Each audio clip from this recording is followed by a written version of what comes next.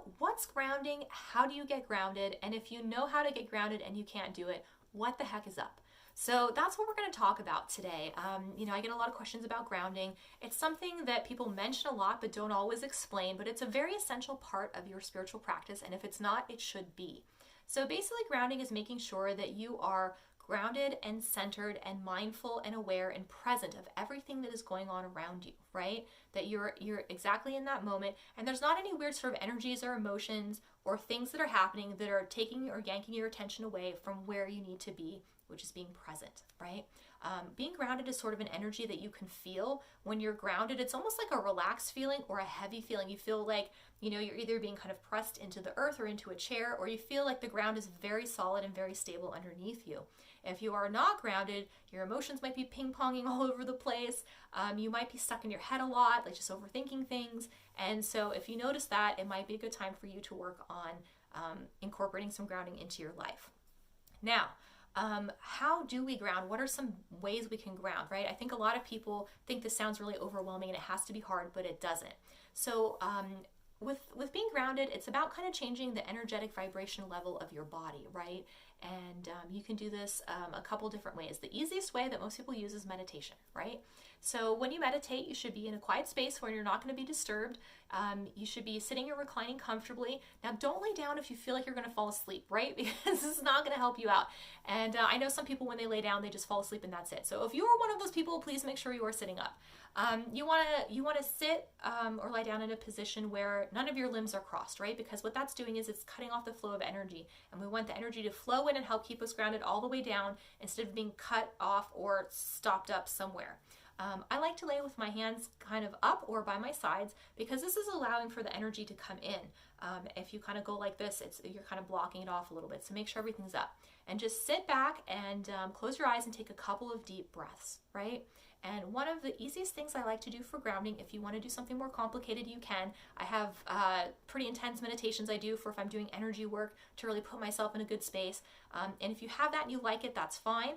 Go ahead and do that. But if you don't and it feels overwhelming, super easy meditation is once you get in that space, imagine tree roots coming out from the base of your spine and the bottoms of your feet. And you can imagine them growing bigger and stronger and just getting more windy and twisty and turning, going deeper and deeper and deeper into the earth. And you'll know that this is working if you start feeling a little more solid, a little more stable. You'll kind of notice your butt kind of starting to sink a little bit down into the chair, right? You'll feel really solid and really secure. So that's a really super easy way to ground, right? And if there's other meditation techniques you want to try out, please do try those. A second way that you can ground if you want, which is really kind of cool, is earthing.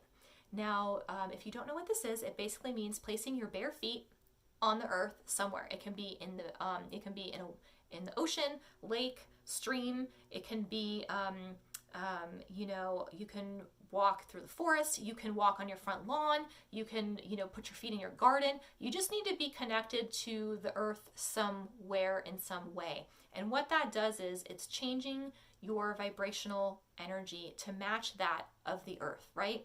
And because the earth is very naturally grounding, it is the earth, and you are not, when those frequencies match together, it's going to automatically ground you.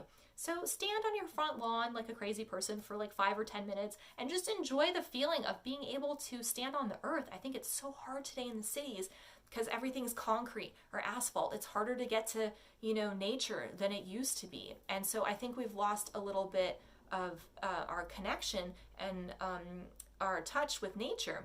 Right? So this is a really good technique if you want to get grounded, and it's super easy, right? Okay, so that's another way. If you're having some problems getting grounded, one thing I like to recommend is energy work. Because sometimes in life we get so far down the line that we need a little help before we can kind of maintain our own energetic space a little bit, right? It's sort of like if you've let your house get too dirty for too long, you're like, we have to hire a cleaning person or move because there's no way I can clean this. It's just too bad, right? And so sometimes our energetic field gets that way for whatever reason. If we're not paying attention, sometimes we go through something really hard, whatever it is. So energy work is always a really great way to do that, to have somebody help kind of clear your space out, to get to a space where you can start working on things on your own, right? So those are really great ways to get grounded. Now, what if you're having problems getting grounded? Like, what if you're trying this or other techniques and you're having issues, right? What do you do? Okay, so there's a couple different reasons why this might be happening. The first reason is that there's a lot of technology today and our lives have changed a lot, right? Like we don't have as much time for other things.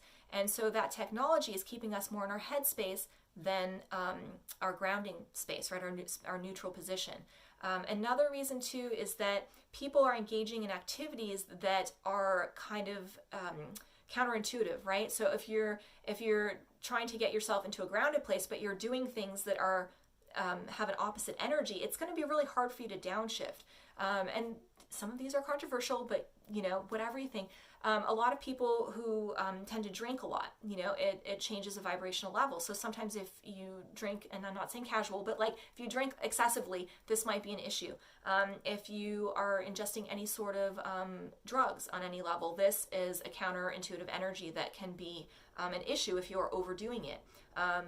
Netflix marathons, right? If you're watching 12 hours of Netflix and you're glued to your screen, this can be a problem, right? That's not the energy level that you want to be at, right? Or screen time or computer games and things like that.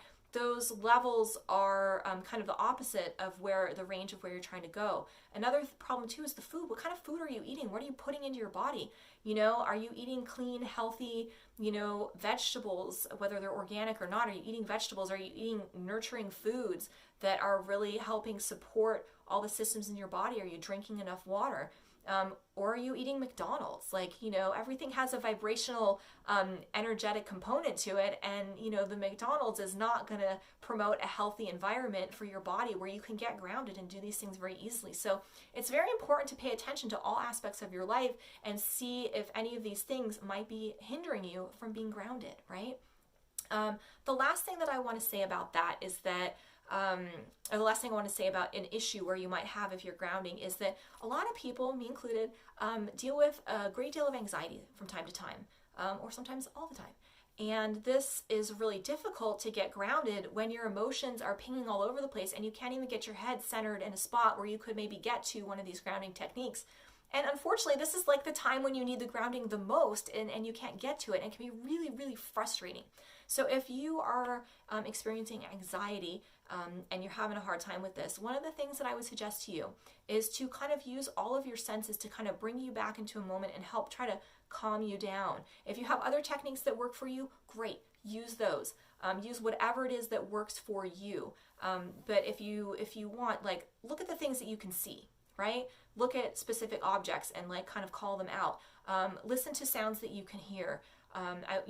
Think about things like, can you smell anything? Does anything smell good? Does it smell bad? Does it smell funky? Do you smell cake and are you hungry now? Use that. Reach out and see if there's different textures around you that you can touch, right? And try to get yourself back into that moment, to the place where you can get a little bit more control over what's going on with you so that you can practice some of these grounding techniques. Because if you are in that state, you should fix that first and work on getting yourself to a good place there first before you try to do all these other things, because it's not gonna work, right? So you kind of have to. It's more of a two-step process if you're dealing with those sort of issues.